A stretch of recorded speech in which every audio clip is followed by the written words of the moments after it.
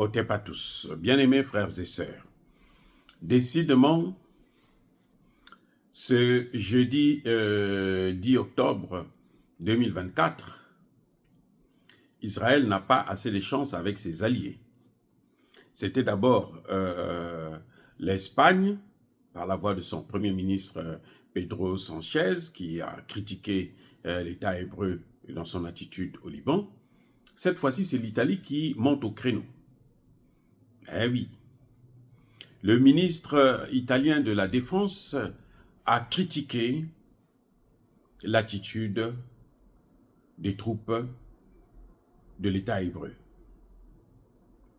Il dit que, parce que vous savez, je ne sais pas si vous êtes au courant, qu'ils ont tiré sur des casques bleus.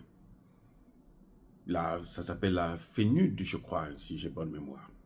Donc, il y a des casques bleus qui sont là-bas, au Liban, pour justement apporter la paix entre le Liban et Israël.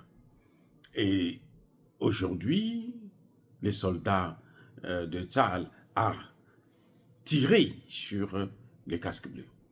Et donc, le gouvernement italien a même convoqué l'ambassadeur d'Israël à Rome. C'est pour vous dire. Parce que quand on convoque l'ambassadeur, c'est que la situation est maintenant à un niveau élevé. L'Italie n'est pas contente. L'Italie critique. Ils ont demandé des explications à l'ambassadeur de l'État hébreu en Italie. Pourquoi et comment l'État hébreu peut s'attaquer au casque bleu de l'ONU. Comment expliquer ça? Vous savez, c'est même plus grave. Il y a plus grave, puisque le ministre de la Défense de l'Italie, lui, il dit même que il y a de fortes chances qu'il y a même crime de guerre au Liban et probablement dans la bande de Gaza. Il parle de crimes de guerre. Il critique donc sévèrement. Et ça, c'est une grande première au niveau européen, de trouver des pays qui se lèvent et parlent ainsi à Israël. Depuis que la crise en Israël a commencé, il y a peu de dirigeants de ce monde, notamment des dirigeants occidentaux, qui critiquent l'État d'Israël.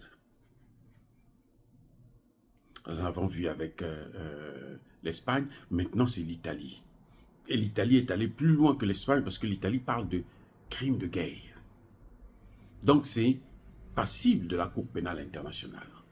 Et donc, je ne sais pas, j'espère que l'Italie va donc soutenir la plainte de l'Afrique du Sud. Vous parlez de génocide à Gaza. C'est un problème. C'est vraiment, je ne sais pas quelle sera l'attitude des États-Unis, qu'est-ce que Biden va dire à propos, mais en tout cas, c'est des accusations très graves. Parler de crimes de guerre de l'État hébreu, un pays qui a pratiquement tous les droits, un pays qui n'a jamais fait du mal, un peuple élu, le premier ministre de l'armée de ce pays commettre des crimes de guerre, c'est quand même surprenant. Ça dit que c'est terrible. Je me souviens donc de ce que disait Jacques Chirac de son vivant, que c'est comme s'il y avait la volonté délibérée de faire disparaître le Liban en tant qu'État. Voilà ce qui est en train de se passer. Et ce qui est pire, c'est que ça ne règle pas vraiment le problème des colons, puisque Israël se disait que je dois ramener les colons dans le nord d'Israël parce qu'ils avaient fui, mais maintenant c'est plus de colons qui fuient. Il y en a même qui veulent quitter le pays carrément. Vous arrivez à l'aéroport de Tel Aviv actuellement, eh ben,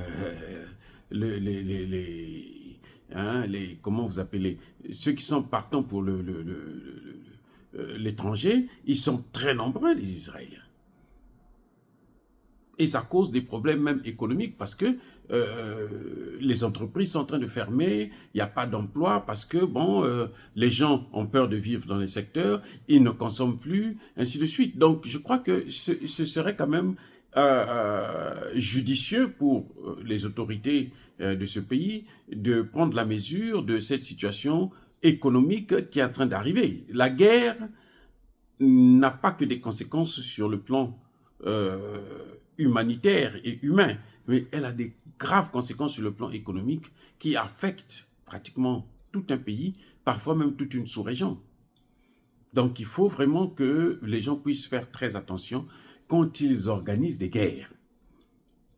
On a vu les sanctions contre la Russie, contre l'Iran, ça fait que l'Iran aujourd'hui a l'arme atomique, ça fait que la Russie aujourd'hui est la quatrième puissance économique du monde, première puissance européenne, donc c'est quand même un problème. À quoi ça sert de faire des guerres? Et vos ennemis deviennent plus puissants qu'ils ne l'étaient avant. Ça ne sert à rien, c'est ridicule.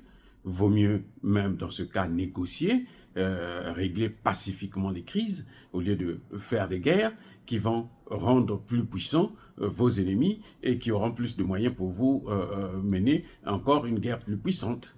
Voilà, quoi. Donc, c'est un peu ça. Bref, l'Italie aussi sort de ses réserves, monte au créneau et condamne l'attitude de l'État hébreu qui n'a pas hésité, comme je l'ai dit, à tirer sur les casques bleus de l'ONU.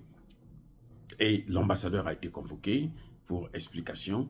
Et puis voilà. Donc, bien aimés frères et sœurs, encore une fois de plus, dire cela, c'est inciter à la haine ou à la violence. Non, il n'y a pas. Colère V, il y a mal aimé. Encore une fois de plus, soyez bénis, soyez abondamment bénis par le Dieu des Kémites et par nos ancêtres angélisés, mais que tous ceux qui persécutent le continent africain le pillent et le déstabilisent, qu'ils soient noirs, blancs, chinois, arabes, juifs, indiens, qui qu'ils soient punis, maudits, foudroyés, neutralisés, écrasés, effacés par le Dieu des Kémites et par nos ancêtres angélisés. Vive l'Afrique éternelle, j'ai dit et j'assume.